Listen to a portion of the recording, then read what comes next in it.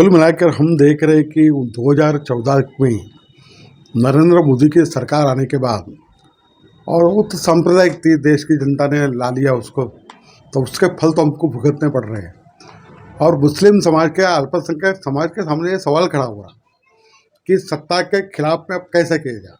अब ये अतिक्रमण के नाम पर, गुनहगारी के नाम पर, बिना कोर्ट के आदेश के मकानों को बुलडोजर से उड़ा देना, ये सब देख रहे हैं, मॉब लिंचिंग देख रहे हैं।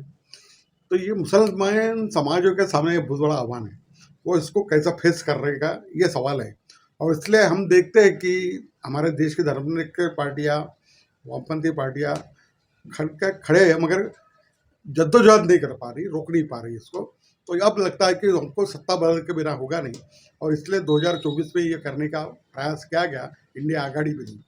अब ये कोशिश करें महाराष्ट्र में, अब हम ये रामगिरी महाराज का जो वक्तव्य है, उसका कारण ऐसा है कि लोकसभा के चुनाव ने दिखा दी कि महाराष्ट्र की सत्ता अब इनके हाथ से छीन कर वो महाविकास आघाड़ी के हाथ में जा रही। और उनके लिए आसान तरीका ऐसा है कि मुस्लिमों के खिलाफ में ये सब कार्रवाई करने के, हिंदुओं का ध्रुवीकरण करना। और ये आसान है क्योंकि ये हर रास्ते पर फेल हो चुके हैं।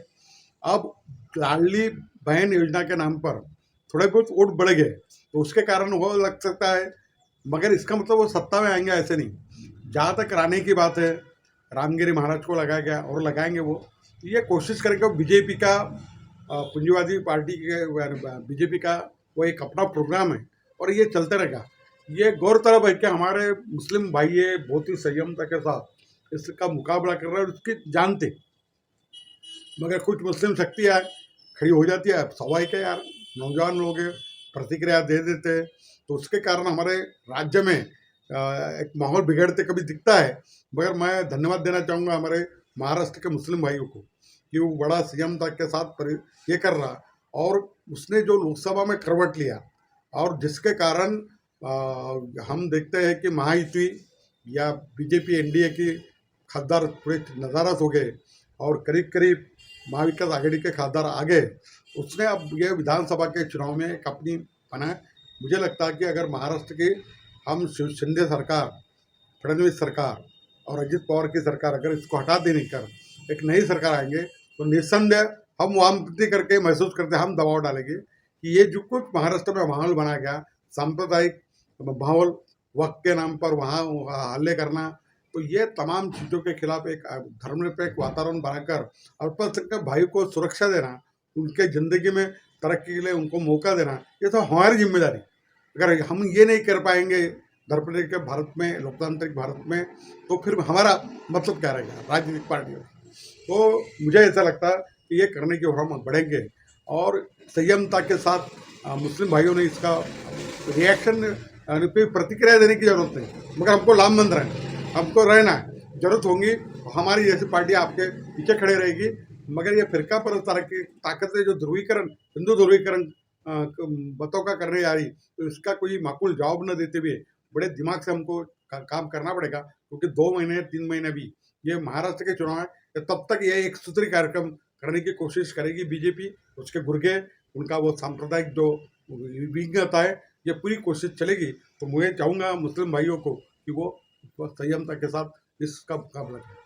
मुस्लिम समाज चाहता है कि एक ऐसा कानून बनाया जाए कि ऐसे नफरतें फैलाने वाले, हेट स्पीच देने वालों पे तुरंत सख्त कार्रवाई हो और उसे जमानत भी न मिले। मैं ये देख रहा हूँ कि मोदी के राज में कानून तो पहले से है, मगर मोदी सरकार खुलकर के उनके साथ में है ना, तो ये कानूनों का असर नहीं हो रहा। हमारे सामने ये सरकार को बदल के जो आएंगे सरकार, उस सरकार के मातहत कड़क कानून बनाना होगा, और सिर्फ कानून नहीं बनाना होगा, तो धर्म पे हमारे जैसे लोग हैं उनको साथ में लेकर एक अभियान चलाना पड़ेगा।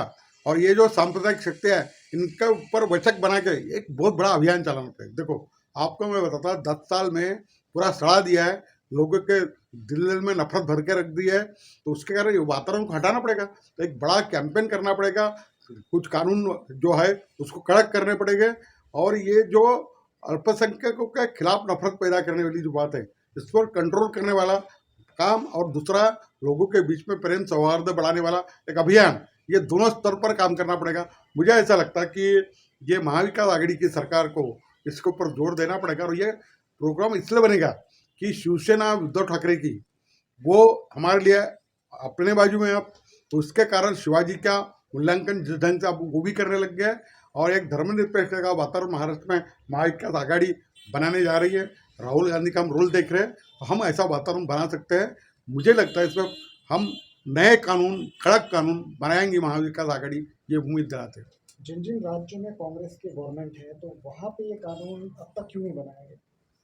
नहीं नहीं देखो, मैं आपको एक बताता कि 2014 के बाद कांग्रेस पार्टी जो थी पहले, जिस ढंग से वो भी हमने देखे ना यार, कांग्रेस भी झुकी है ना, मगर 2014 के बाद मोदी की जो राजवट है उसने जो गुल खिलाए, तो उसके बाद कांग्रेस पार्टी ये महसूस करी, राहुल गांधी खुद कबूल कर रहे हैं। तो फिर जाति जनगणना की बात आ गई, अल्पसंख्यकों के लोगों की गणना की बात आ गई, और उनको उनकी जो संख्या है उसका उनकी भागीदारी होना चाहिए, उनको उनके हिस्से का मिलना चाहिए। तो ये जब सवाल सब आ गए तो हमारा फिजा बदल रहा है। तो अब मैं बताना चाहता हूँ कि राहुल गांधी खुद कबूल करते हैं कि हमारी हमारी कांग्रेस पार्टी की बहुत सी गलती है, हम इसको बदलना चाहता हूँ। उम्मीद करें यार, आखिर ने क्या हमारे देश का वातावरण जो है, यानी राहुल गांधी तो अब अमेरिका में जाके बता रहे हैं कि भारत का हाल कैसे है, 90% लोगों के अल्पसंख्यक को खास करके वो बात करते हैं। तो मैं चाहता हूँ कि हमें कुछ वेट करना पड़ेगा, ये करेंगे, सब मिलके करेंगे। महाविकास आघाड़ी, उधर इंडिया आघाड़ी के रूप में ये तमाम कार्यक्रमों में चर्चा चल रही है, और एक अच्छा ये परिवर्तन के दौर से हम जब गुजरेंगे तो हम हासिल करेंगे। मुझे ऐसा लगता है जो हम पिछले 70 साल में नहीं कर पाए वो करने की उम्मीद इन दरमियान देखी गई है।